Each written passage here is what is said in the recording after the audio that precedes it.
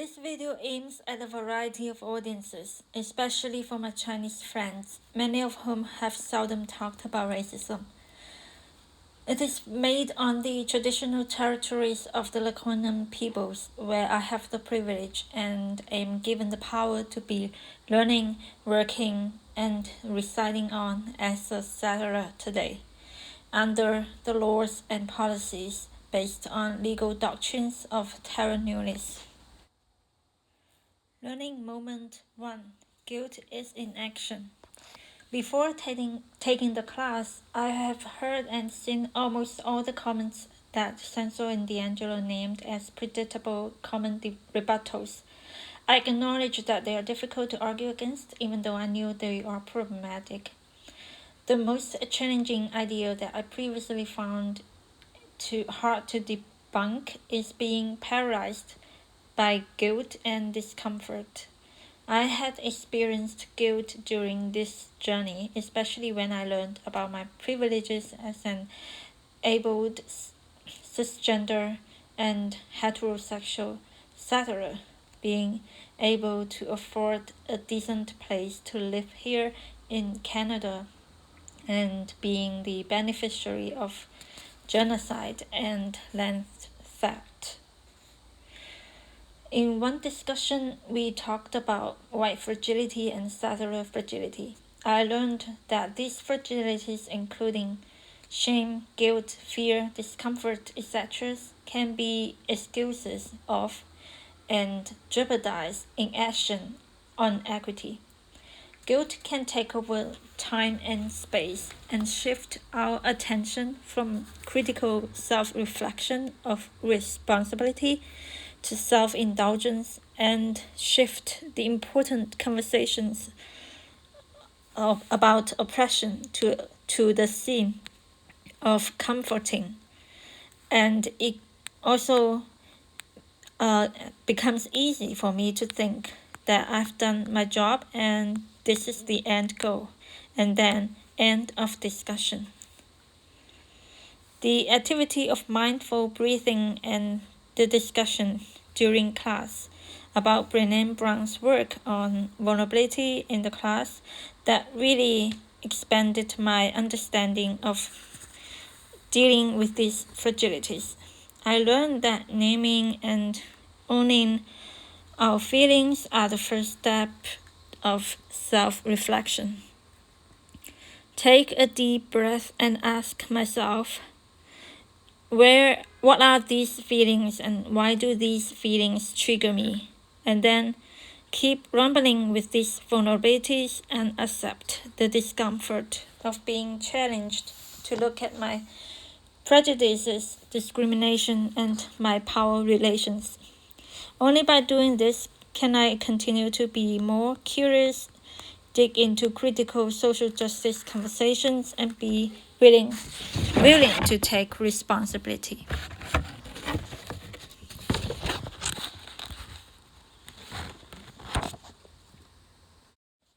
What is entangled with this learning is also the notion of intersectionality and the notion that not all oppressions are equivalent. For me, what usually accompanies guilt is also a sense of victimhood and claiming that I myself am also the victim of gender or racial oppression. From my colleagues' life stories sharing, I learned that an Indigenous woman could experience patriarchy differently from an Asian woman because the Indigenous woman also have to carry the burden of structural oppression of settler colonialism. And a Pakistani working class woman also experiences patriarchy differently from a Chinese middle class woman because the latter has a higher socio-economic status. This learning requires us to see a bigger picture of oppression, not only on a micro level, but also on a macro and systemic level. Learning moment 2. Seeing the bigger picture. I like the metaphor of a bird cage that my colleagues have brought up in the class discussion. If we stand very close to the cage, we only see a bird, and if we step back a little bit, we only see a wire. If we look far enough, the picture is different.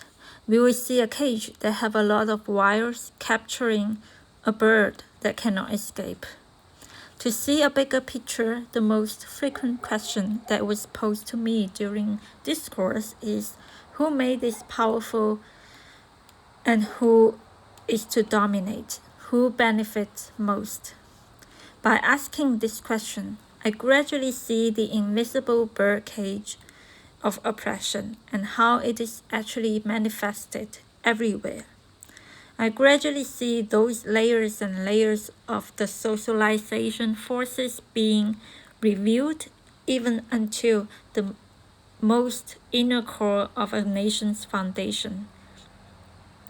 From Tim White's speech, I learned that oppression is cultural. The holidays that we celebrate, the literature in our curricula, the academic knowledge, and so on are not neutral. They are socially constructed by the dominating social group.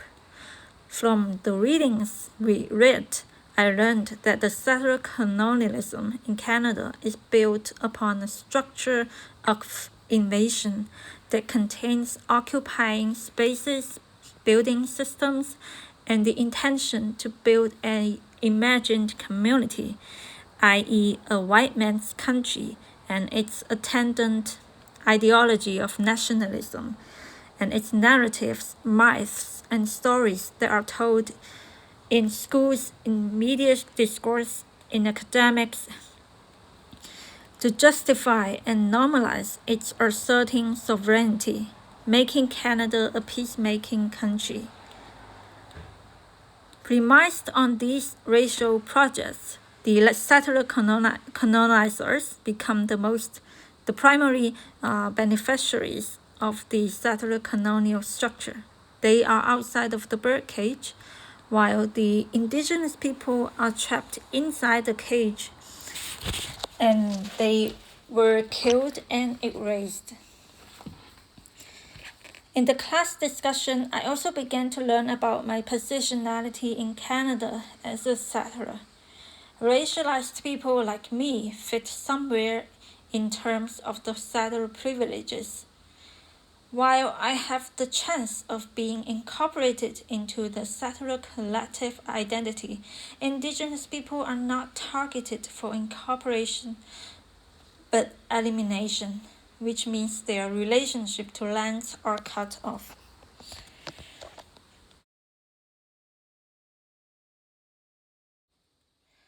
Learning moment 3. The invisible power of language. The last but not least learning moment is when my Indigenous colleague posed a question in the discussion, asking us, what would you call yourself? When I thought about this question, my colleague actually made me realize that the non-Indigenous people are given so many options to choose what we call ourselves. First-generation immigrants, refugees, old stock Canadians. We have this privilege of making choice and the privilege of using these languages, while Indigenous people don't have. With these privileges, we are allowed to have a blind spot, to be oblivious, and to not know about others. Likewise, I also realized that this privilege and the power of language also applies to many other social group memberships. While we always mention LGBTQ groups, we don't have to mention cisgender heterosexual people. We just call them people. While we always mention people of color, we don't have to mention white people. While we have to specify the disabled people, we don't have to mention abled people. We also call them people. In a word, the more powerful social group, such as the white, the abled, and the cisgender and the males, have the privileges of generalization, naturalization, and normalization, and have the privilege of speaking for all people. This also indicates the power imbalance between a minoritized group and a dominant group. This discussion expanded my thinking of the political power of language that is discussed in Sensoy and D'Angelo's book. Language is a form of knowledge construction. How we use language shapes what we think about a group, and what we think about a group also shapes our language.